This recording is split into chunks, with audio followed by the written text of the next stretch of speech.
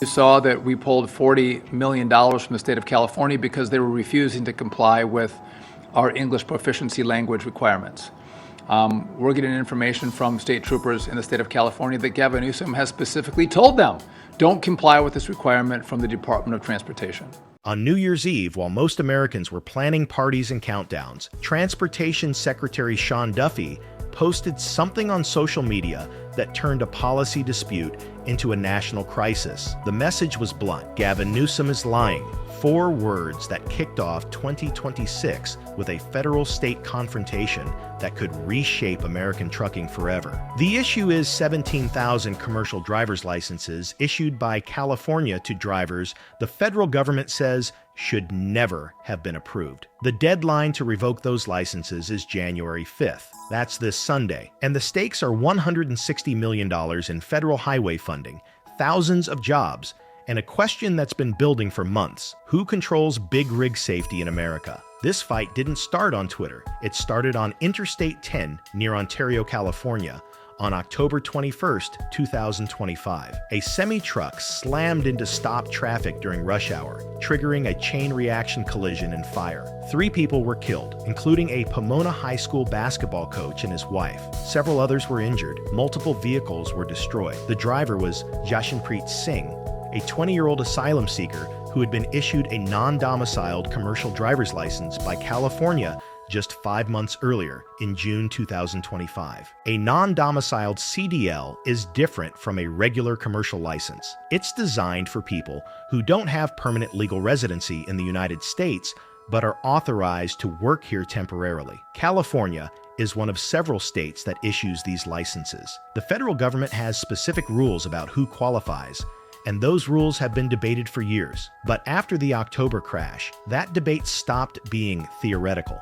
Families buried their loved ones, students mourned their coach, and federal investigators started asking hard questions about how Singh got his license and whether California followed federal guidelines when they issued it. In November 2025, the Department of Transportation dropped a bombshell. They announced that California had admitted to illegally issuing 17,000 non-domiciled commercial driver's licenses to what the DOT called dangerous foreign drivers. That language, dangerous foreign drivers, set off immediate political firestorms. Governor Newsom's office pushed back hard, saying the characterization was inflammatory and inaccurate. They said these were licensed, tested, trained drivers who met California's requirements and were legally employed under federal work authorization programs. But the DOT didn't back down. They said California violated federal safety standards by issuing CDLs to people who didn't meet residency requirements, didn't provide proper documentation, or were otherwise ineligible under federal law. The department gave California a deadline: revoke all 17,000 licenses. The original deadline was set for early January, and if California didn't comply, the federal government would withhold $160 million in highway funding. That money pays for road repairs, bridge maintenance, safety upgrades, and infrastructure projects across the state. Losing it would be painful. But for Newsom, complying with the federal order would be politically and practically devastating. Pulling 17,000 drivers off the road in a state that moves more freight than any other would cripple the supply chain, and it would hand the Trump administration a massive political victory. On December 31st, California made its countermove. The state's Department of Motor Vehicles announced it was extending the deadline from January 5th to March 6th. The reason given was a pending class action lawsuit filed by affected drivers. California said the extension was necessary to allow the legal process to play out and to avoid harming drivers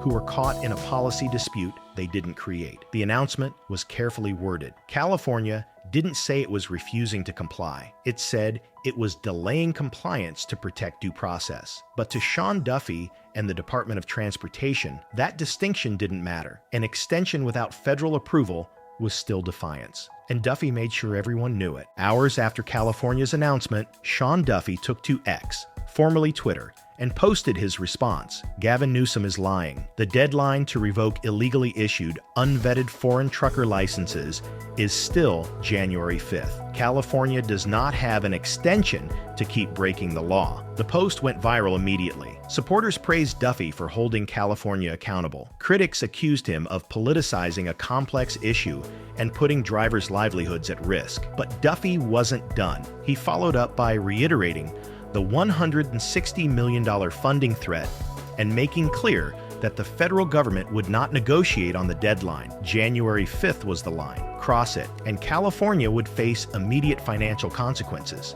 That deadline is this Sunday. And as of right now, California has shown no indication it will comply, which means we're about to find out whether the federal government will actually pull the trigger on withholding funding, and whether California will challenge that action in court.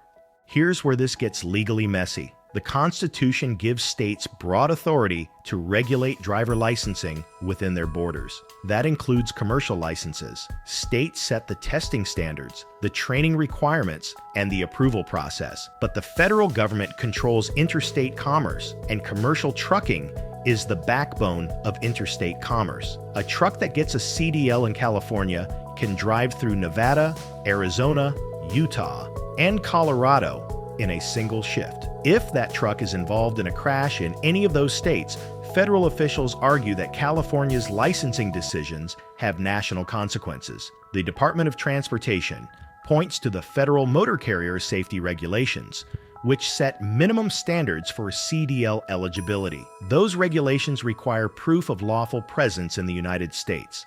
California argues that non-domiciled CDLs are explicitly allowed under federal law for people with work authorization documents, even if their overall immigration status is still being adjudicated. Both sides cite the same federal regulations and reach opposite conclusions. That's why this is heading to court. The class action lawsuit filed by affected drivers argues that revoking their licenses without due process violates their rights under the 5th and 14th Amendments. California is expected to file its own lawsuit if the federal government withholds funding, arguing that the action exceeds the DOT's authority and violates the 10th Amendment.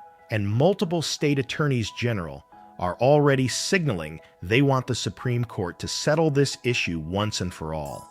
This isn't just a legal fight, it's a political chess match. For the Trump administration, this is an opportunity to demonstrate strength on immigration enforcement and position itself as the defender of public safety. Sean Duffy's appointment as Transportation Secretary was seen as a signal that the administration planned to take a harder line on state policies it viewed as undermining federal authority. Going after California's CDL program fits that strategy perfectly. For Gavin Newsom, this is about protecting immigrant workers, defending state sovereignty, and refusing to be bullied by Washington. Newsom is widely viewed as a potential presidential candidate in 2028, and how he handles this confrontation will shape his national profile. If he caves to federal pressure, his progressive base will see it as weakness. If he stands firm and California loses funding, he'll be blamed for the consequences. So both sides have strong incentives to escalate rather than compromise. And that means the likelihood of a negotiated settlement before Sunday's deadline is extremely low.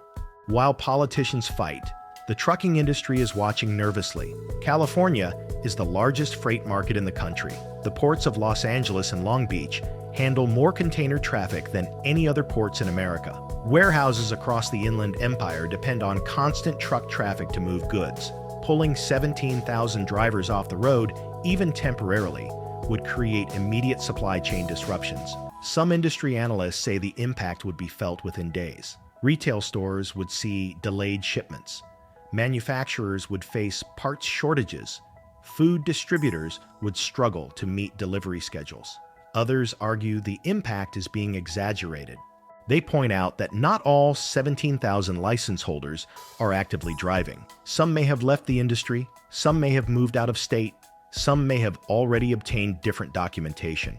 But even if only half of those drivers are currently working, that's still 8,500 commercial drivers suddenly unable to operate. And in an industry already dealing with high turnover and tight margins, Losing that many drivers would hurt. The economic pressure is real, and it's one reason California is fighting so hard to delay the revocations. Because once those licenses are pulled, getting drivers back on the road could take months, even if the legal issues are eventually resolved in the state's favor. So here's where we are. Sunday, January 5th, is the federal deadline. California says it won't comply. Sean Duffy says the deadline stands. One of three things happens. Option 1, California blinks at the last minute and begins the revocation process. Unlikely, but possible, if back-channel negotiations produce some kind of compromise. Option 2, the deadline passes, California doesn't comply, and the federal government withholds the $160 million in highway funding. California immediately sues, and the issue moves to federal court. This seems like the most probable outcome. Option 3, the deadline passes, but the federal government delays enforcement while giving California one more chance to negotiate. This would let both sides save face, but it would also undermine Duffy's credibility after his public ultimatum. Whichever scenario plays out, the broader fight isn't ending anytime soon. This is about more than 17,000 licenses. It's about whether states can maintain independent policies on immigration-related issues when those policies intersect with federal authority. And it's about how far the Trump administration is willing to push its enforcement powers against blue states that resist. The October crash that started this entire confrontation is still under investigation. Charges against Jashanpreet Singh are pending.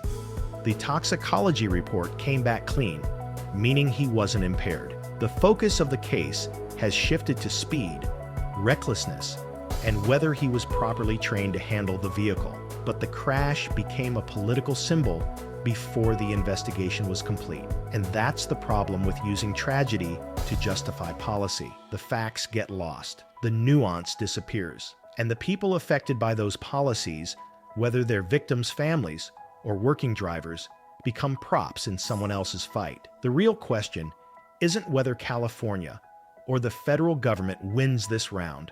The real question is whether the system that produced this mess gets fixed. Because right now, nobody trusts it. Not the families who lost loved ones, not the drivers worried about their jobs, not the companies trying to move freight legally, and not the public watching semi-trucks roll past them on the highway every day. Sean Duffy fired his shot on New Year's Eve. Gavin Newsom fired back. And this Sunday, we find out who blinks first.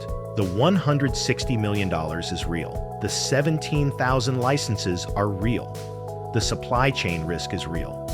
And the legal battle that's about to explode will shape transportation policy for years. So here's my question. Should California comply with the federal deadline, even if it means pulling thousands of drivers off the road? Or should the state stand firm and fight this in court? Drop your answer below. And if you want to follow this story as it develops, because it absolutely will, hit subscribe. January 5th is right around the corner.